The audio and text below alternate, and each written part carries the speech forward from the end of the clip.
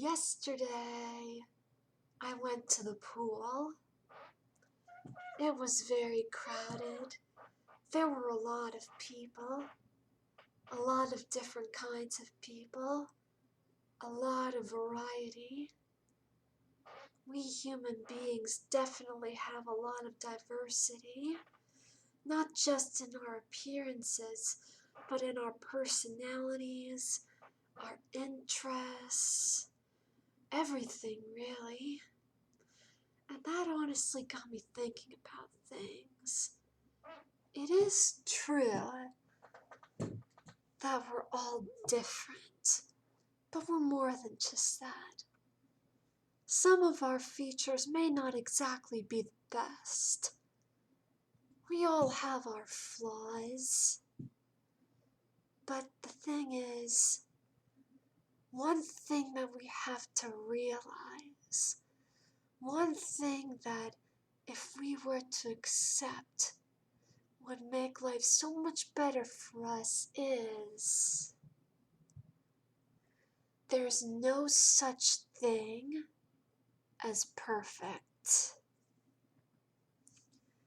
You see, those who strive for and desire perfection, they can often lead to times where they are frustrated, unhappy, and unsatisfied. Those who desire perfection, they rarely find happiness in many sorts of things. You see, by accepting other people's flaws, by accepting the fact that nobody is truly perfect, that can make things so much easier for us when it comes to things like making friends or finding love. Accepting people's flaws is essential for accepting and making friends, finding love, stuff like that. Life becomes a lot easier when interacting with people and getting to know people, accepting them, and being happy with them is so much better when you realize that nobody is truly perfect and everybody has their flaws, and that's okay because you yourself have your own flaws. No matter what you think, nobody is perfect, including yourself. And accepting that is essential for a good lifestyle and a good ability to find friends and find love. Yeah.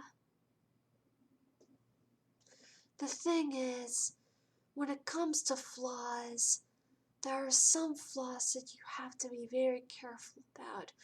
People with flaws like terrible anger problems, being mean, being unkind, disrespectful, basically things that make a person not good. Those are the kind of flaws that people have that will make you need to avoid them.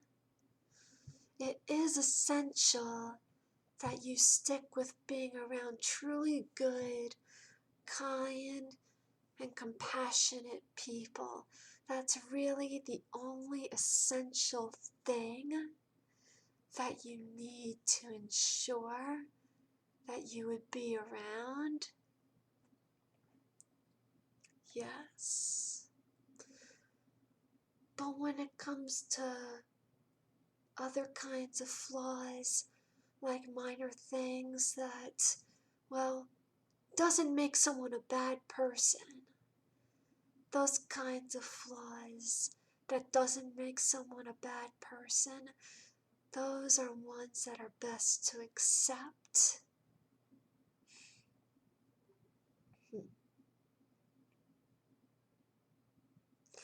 Now, what may seem like a flaw and what may be viewed as perfect definitely depends on the individual.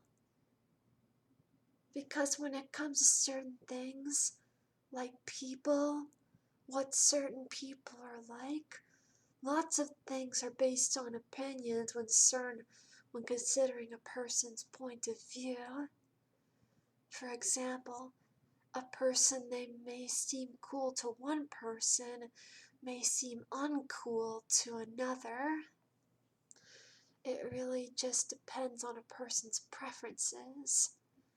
Now, this could honestly lead to trouble, because if a person is too attached to their preferences, things that they prefer when it comes to people, this could make making friends and finding love much more difficult. When you pay too close attention to what you perceive as flaws or as minor things that you don't like, if there are enough things that you like about this person, but there are a few things that you don't like, and because of that you don't want to be involved with them, that's going to be trouble. See, it really is best to accept the fact that nobody is perfect and that everybody has their flaws. Because if you can do that, making friends and finding love would be so much easier. Sometimes, if you want to do things like make friends and find love, but your preferences are too specific, something you can do to further diversify your preferences is something I like to call exposure. For example, if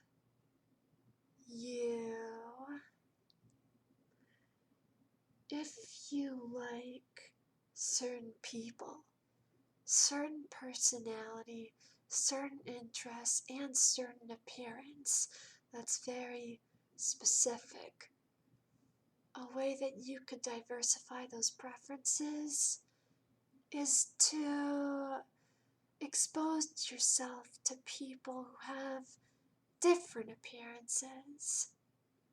Like, if you like girls with long hair, and you only like girls with long hair, try to pay more attention to and look at more girls with short hair. I'm sure you'd be able to find some in some ways. I mean, with the internet and all, it should be pretty easy.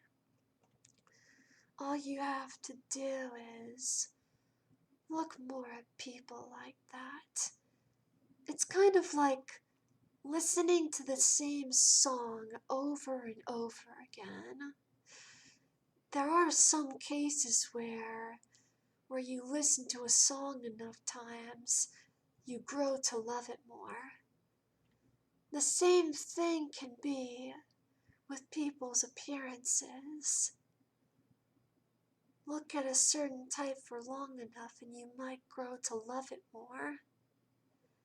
Now, the same thing could be said for personalities and interests, but stuff like that is a bit harder. It is possible but not exactly as easy when it comes down to appearances. And personality and interests is a lot more understandable to stick with. But when it comes to appearances, since appearance isn't really supposed to matter that much, it really would be great if you could increase your preferences for that, because that would really help out a lot. If appearance doesn't matter to you very much, making friends and finding love would be so much easier for you. And the best thing to diversify your preferences could very well be to be more exposed to other forms of people. It's definitely worth a try if it would mean that making friends and finding love would be a lot easier for you. But first and foremost, a very important thing to do when doing that is to be kind, be open, and accept the fact that nobody is perfect. Everybody has their flaws, and despite that, that's perfectly okay. Everyone is perfectly capable of being friends with someone or falling in love with someone despite there being flaws in a person. Just because a person has a few flaws doesn't mean you couldn't be happy being their friend or being their lover. Only when they're truly not a good person, only when they truly are not the right kind of personality or interest or stuff like that that you really can't get along with or relate to them, does stuff like that really come into play where you really can't be their friend or their lover. But really, the most important thing of all is compassion and how you feel for each other. There are times where people's personalities are the total opposite, and people don't have very much in common, but they still get along fantastically well. Really, it's all about how you treat each other, how well you treat each other, how you feel when you're together, and what you'd be willing to do for each other, and so on. It's really compassion that is the most important thing. And even if you don't have a lot in common interest-wise, it's always a wonderful thing to share your interests so that you could have a good time together in sharing what you love to do and sharing the things that you love. That's really a fantastic way to strengthen bonds of friendship and love. Yes. And believe me, I know that from personal experience, so I know that that's true.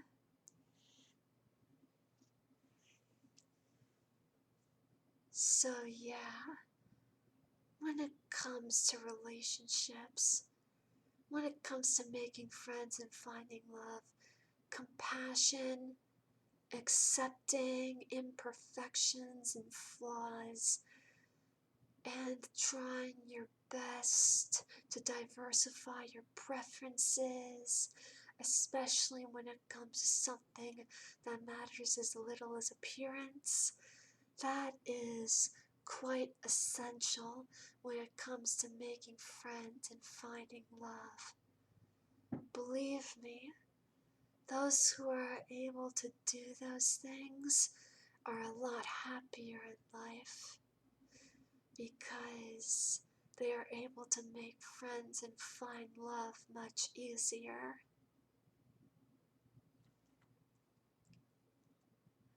It just takes a little practice, a bit of acceptance, and taking the steps necessary to feel more for the person inside and be more accepting of flaws.